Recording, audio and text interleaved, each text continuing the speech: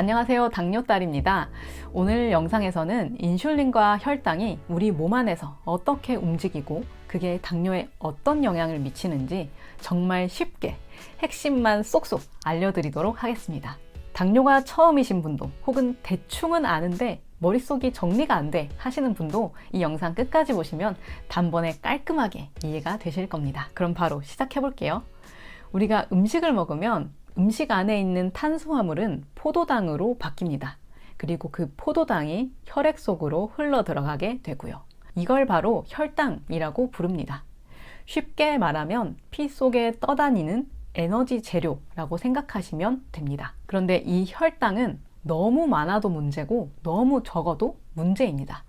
그래서 우리 몸은 적절한 혈당 수준을 유지하려고 늘 섬세하게 조절을 하고 있죠. 보통 공복 혈당은 70에서 99, 식후에는 140 이하면 정상으로 봅니다. 그런데 여기서 정말 중요한 포인트가 하나 있습니다. 포도당은 사실 혼자 힘으로는 세포 안에 들어갈 수가 없다는 거죠. 혈액 속에는 포도당이 넘쳐나는데 정작 우리 몸의 세포는 그 에너지를 쓰지 못하는 상황이 생기는 거예요. 이거를 조금만 더 쉽게 설명을 해드려 볼게요. 포도당은 우리 몸의 에너지 재료라고 볼 수 있습니다. 근데 그게 혈액 속에 막 떠다닌다고 해서 우리가 바로 사용을 할 수 있는 건 아니에요. 포도당이 세포 안으로 들어가야만 우리는 그걸 에너지로 써서 움직일 수 있는 거죠. 이때 등장하는 게 바로 인슐린입니다. 인슐린은 췌장에서 나오는 호르몬인데요. 이게 세포 문을 여는 열쇠 같은 역할을 합니다. 이 포도당이 세포 안으로 들어가려면 인슐린이라는 열쇠가 세포라는 문을 열어줘야 되는 거죠. 그래야 세포가 포도당을 받아들이고 우리는 그거를 에너지로 바꿔서 움직일 수 있으니까요. 이 흐름이 잘 작동하면 혈당도 자연스럽게 내려가고 몸도 에너지를 건강하게 쓰게 됩니다. 그런데 이 기본 작용이 무너지면 어떻게 될까요? 두 가지로 나눌 수 있는데요. 첫 번째는 열쇠가 아예 없는 경우입니다. 우리는 이거를 1형 당뇨라고 부르는데요. 우리 몸에서 인슐린을 만드는 췌장의 베타세포가 망가진 상태입니다. 즉, 열쇠 자체를 만들지 못하는 거죠. 포도당은 너무 많은데 세포로 가는 문이 열리지 않으니까 에너지를 쓸 수 없는 상태가 되는 거죠. 두 번째는 열쇠는 있는데 문이 열리지 않는 경우입니다. 인슐린은 너무 많은데 세포가 너 인슐린 못 믿겠어 라고 문을 열어주지 않는 경우입니다. 우리는 이걸 인슐린 저항성이라고 부르고요. 2형 당뇨인 분들이 이 경우가 많습니다. 달고 기름진 음식, 야식, 운동 부족, 체중 증가 이런 생활이 오랜 시간 반복되다 보면 세포가 인슐린의 말을 잘 안 듣게 됩니다. 쉽게 말해서 하루 이틀도 아니고 맨날 그러니까 이제는 그냥 넘긴다 이런 느낌입니다. 이렇게 되면 혈당은 점점 더 올라가게 되고 췌장은 당황해서 인슐린 더 많이 만들어내야겠다 하면서 과로를 하게 됩니다. 근데 세포는 몰라 여전히 말이 없고 결국 췌장은 과로를 하다가 망가지게 되는 거죠. 이게 바로 당뇨병의 시작입니다. 그래서 식단 잘 챙기셔야 됩니다. 운동하세요 라는 말이 그냥 따라하기만 해서는 오래 못 가는 이유가 있습니다. 행동은 억지로 하는 게 아니라 납득이 되고 이해가 되면 유지할 수 있는 힘이 생기거든요. 그래서 오늘 혈당이 어떻게 조절되는지, 어떻게 해서 당뇨가 생기는지 원리를 이해를 하시게 된다면 췌장이 과로하지 않도록 포도당을 천천히 흡수시켜야겠다. 그러려면 식이섬유를 먼저 먹어야지, 채소를 먼저 먹어야지 생각을 하실 수 있게 되는 거죠. 자, 그렇다면 혈당 조절이 제대로 되지 않으면 어떤 일이 벌어질까요? 먼저 혈당이 계속 높아지는 상태가 오래되면 우리 몸의 혈관이 조용히 천천히 손상되기 시작합니다. 그리고 이 혈관 손상은 가장 끝에 있는 부위들, 눈, 신장, 발끝 같은 곳부터 영향을 주게 됩니다.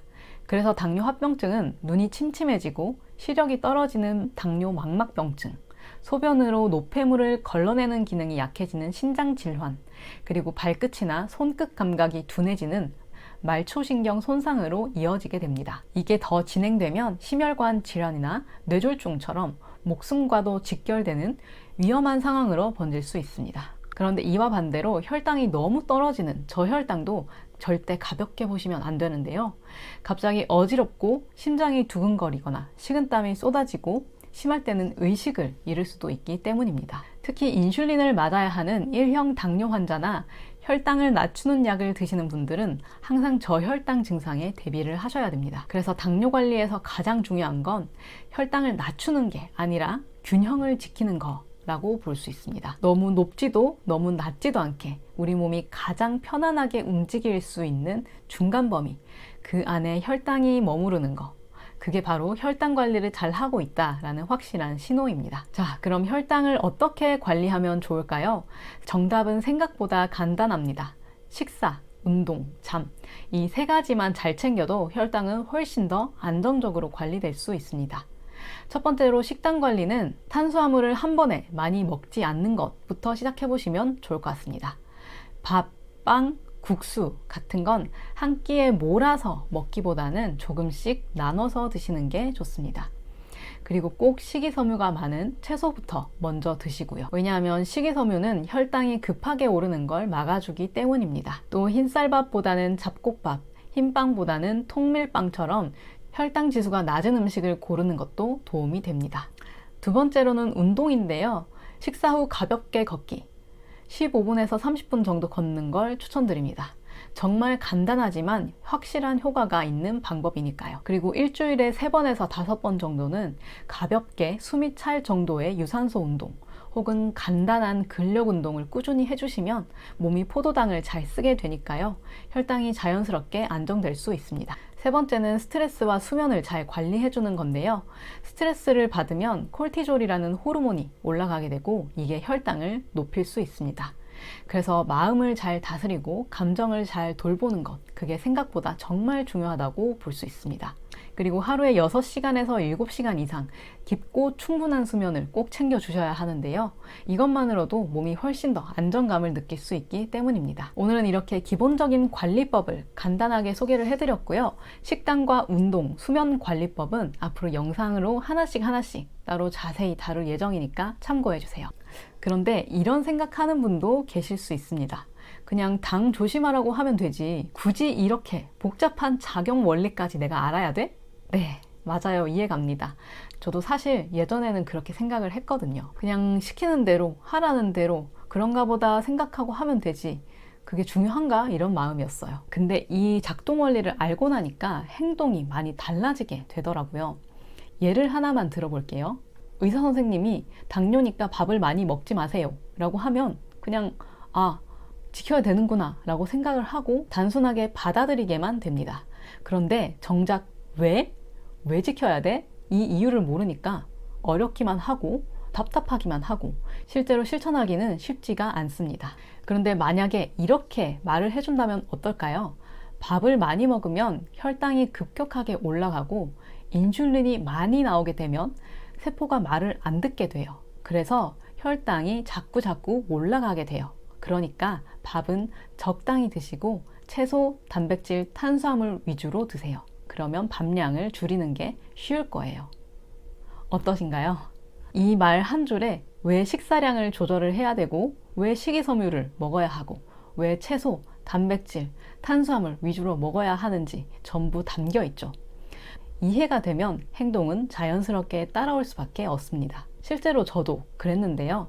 예전에 중학교 때 과자가 우리 몸에 얼마나 해로운지를 알려주는 책을 읽었는데 그걸 읽고 나니까 과자랑 설탕, 밀가루 같은 게 우리 몸에 어떤 영향을 미치는지 확 와닿게 되더라고요. 그래서 그전에는 과자는 달달하니까 먹으면 안 돼 라는 생각만 했다면 그 책을 읽고 나서는 이러니까 과자는 몸에 안 좋은 거야. 그러니까 먹더라도 조금만 먹고 운동을 하자. 이렇게 행동이 자연스럽게 달라졌던 경험이 있습니다.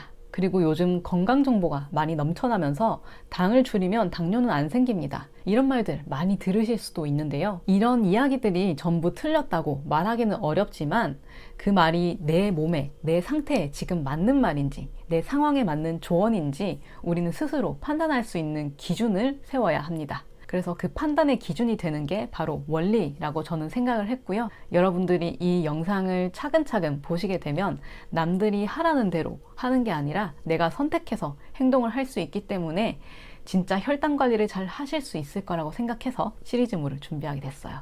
그래서 오늘 이 영상에서 말씀드리는 인슐린과 혈당의 작동 원리를 아는 건 당뇨 예방과 관리를 위해서 첫 번째 기초 체력을 쌓는 거다라고 생각하시면 좋을 것 같습니다. 네, 이렇게 해서 오늘은 어떻게 해서 당뇨가 생기는지 알아봤는데요. 당뇨는 결국 인슐린과 혈당의 균형이 무너졌을 때 생기는 질환이라고 볼 수 있습니다.